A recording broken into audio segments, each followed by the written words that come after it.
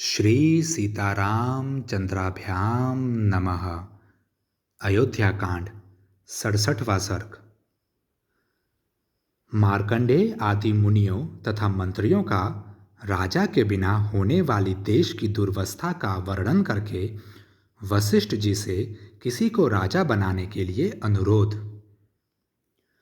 अयोध्या में लोगों की वह रात रोते कलपते ही बीती। उसमें आनंद का नाम भी नहीं था। आंसुओं से सब लोगों के कंठ भरे हुए थे। दुख के कारण वह रात सबको बड़ी लंबी प्रतीत हुई थी।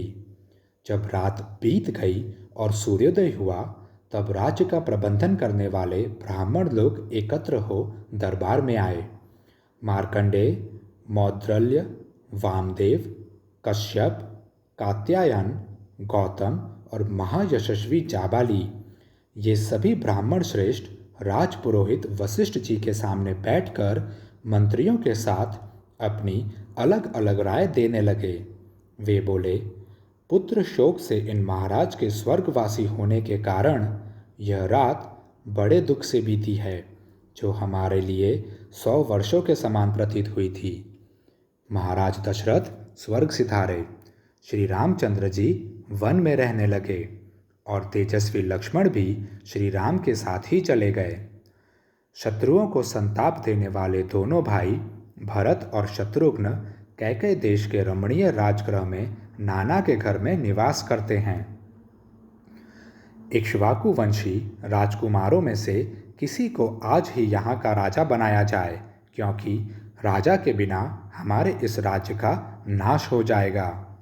जहाँ कोई राजा नहीं होता, ऐसे जनपद में विद्युन्मालाओं से अलंकृत महान गर्जन करने वाला मेघ पृथ्वी पर दिव्य जल की वर्षा नहीं करता है। जिस जनपद में कोई राजा नहीं, वहाँ के खेतों में मुट्ठी के मुट्ठी बीज नहीं बिखेरे जाते। राजा से रहित देश में पुत्र, पिता और स्त्री पति के वश में नहीं रहती। राजहीन देश में धन अपना नहीं होता है। बिना राजा के राज्य में पत्नी भी अपनी नहीं रह पाती है। राजा रहित देश में यह महान भय बना रहता है। बिना राजा के राज्य में मनुष्य कोई पंचायत भवन नहीं बनवाते, रमणीय उद्यान का भी निर्माण नहीं करवाते तथा हर्ष और उत्साह के साथ पुण्य ग्रह भी नहीं बनवाते हैं।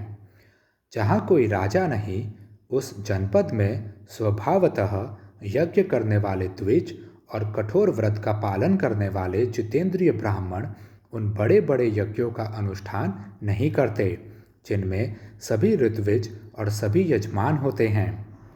राजा रहित जनपद में कदाचित महायज्ञों का आरंभ हो भी तो उनमें धन संपन्न ब्राह्मण भी ऋत्विजों को पर्याप्त दक्षिणा नहीं देते।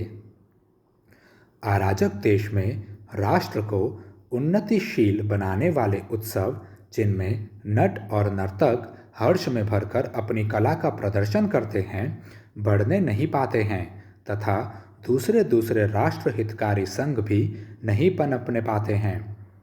बिना राजा के राज्य में वादी और प्रतिवादी के विवाद का संतोषजनक निपटारा नहीं हो पाता अथवा व्यापारियों को लाभ नहीं होता। कथा सुनने की इच्छा वाले लोग कथावाचक पौराणिकों की कथाओं से प्रसन्न नहीं होते। राजा रहित जनपद में सोने के आभूषणों से विभूषित हुई कुमारियां एक साथ मिलकर संध्या के समय उद्यानों में क्रीड़ा करने के लिए नहीं जाती हैं। बिना राजा के राज्य में धनी लोग सुरक्षित नहीं रह पाते तथा कृषि और गोरक्षा से जीवन निर्वाह करने वाले वैश्य भी दरवाजा खोलकर नहीं सो पाते हैं। राजा से रहित जनपद में कामी मनुष्य नारियों के साथ शीघ्रगामी वाहनों द्वारा वन विहार के लिए नहीं निकलते हैं। जहाँ कोई राजा नहीं होता, उस जनपद में 60 वर्ष के दंतार हाथी घंटे बांधकर सड़कों पर नहीं घूमते हैं। बिना राजा के राज्य में धनुर्विद्या के अभ्यास काल में निरंतर लक्ष्य की ओर बाण चलाने वाले वीरों की प्रत्यंचा तथा करतल का शब्द नहीं सुनाई देता है। राजा से रहित जनपद में दूर जाकर व्यापार करने वाले वणिक बेचने की बहुत सी वस्तुएं साथ लेकर कुशल पूर्वक मार्ग तय नहीं कर पाते हैं।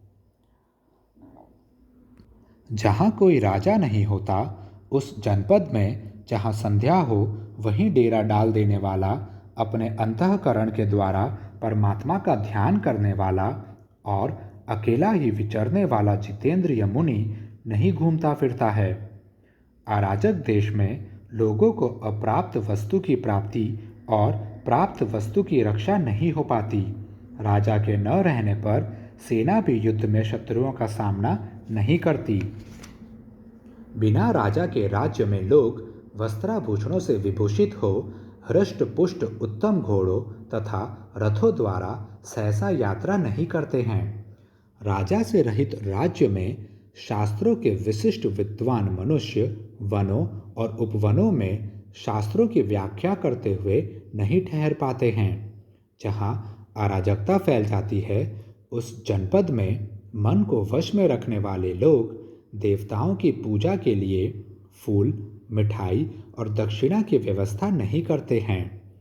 जिस जनपद में कोई राजा नहीं होता है, वहाँ चंदन और अगुरु का लेप लगाए हुए राजकुमार वसंत ऋतु के खिले हुए वृक्षों की भांति शोभा नहीं पाते हैं। जैसे जल के बिना नदियाँ, घास के बिना वन और ग्वालों के बिना गौओं की शोभा नहीं होती, उसी प्रकार राजा के बिना राज्य शोभा नहीं पाता है। जैसे ध्वज रथ का ज्ञान कराता है और धूम अग्नि का बोधक होता है, उसी प्रकार राजकाज देखने वाले हम लोगों के अधिकार को प्रकाशित करने वाले जो महाराज थे, वे यहाँ से देवलोक को चले गए। राजा के न रहने पर राज्य में किसी भी मनुष्य की कोई भी वस्तु अपनी नहीं रह जाती। जैसे मत्स्य एक दूसरे को खा जाते हैं, उसी प्रकार अराजक देश के लोग सदा एक दूसरे को खाते लूटते खसोटते रहते हैं। जो वेद शास्त्रों की तथा अपनी अपनी जाति के लिए नियत वर्णाश्रम की मर्यादा को भंग करने वाले नास्तिक मनुष्य पहले राजदंड से पीड़ित होकर दबे रहते थे, वे भी अब राजा के न रहने से निशंक होकर अपना प्रभुत्व प्रकट करेंगे। जैसे दृष्टि सदा ही शरीर के हित में प्रवृत्त रहती है, उसी प्रकार राजा राज्य के भीतर सत्य और धर्म का प्रवर्तक होता है। राजा ही सत्य और धर्म है। राजा ही कुलवानों का कुल है। राजा ही माता और पिता हैं तथा राजा ही मनुष्यों का हित करने वाला है। राजा अपने महान चरित्र के द्वारा यम, कुबेर, इंद्र और महाबली वरुण से भी बढ़ जाते हैं। यमराज केवल दंड देते हैं, कुबेर केवल धन देते हैं, इंद्र केवल पालन करते हैं और वरुण केवल सदाचार में नियंत्रित करते हैं। परंतु एक श्रेष्ठ राजा में ये चारों गुण मौजूद होते हैं, अतः वह इनसे बढ़ जाता है। यदि संसार में भले बुरे का विभाग करने वाला राजा न हो, तो यह सारा जगत अंधकार से आच्छन्न सा हो जाए, कुछ भी सूझना पड़े। वशिष्ठ जी जैसे उमड़ता हुआ समुद्र अपने तटभूमि तक पहुंचकर उससे आगे नहीं बढ़ता, उसी प्रकार हम सब लोग महाराज के जीवन काल में भी केवल आपकी ही बात का उल्लंघन नहीं करते थे। अतः विप्रवर, इस समय हमारे व्यवहार को देखकर तथा राजा के अभाव में जंगल बने हुए इस देश पर दृष्टिपात करके आप ही किसी इक्ष्वाकु वंशी राजकुमार को अथवा दूसरे किसी योग्य पुरुष को राजा के पद पर अभिषिक्त कीजिए।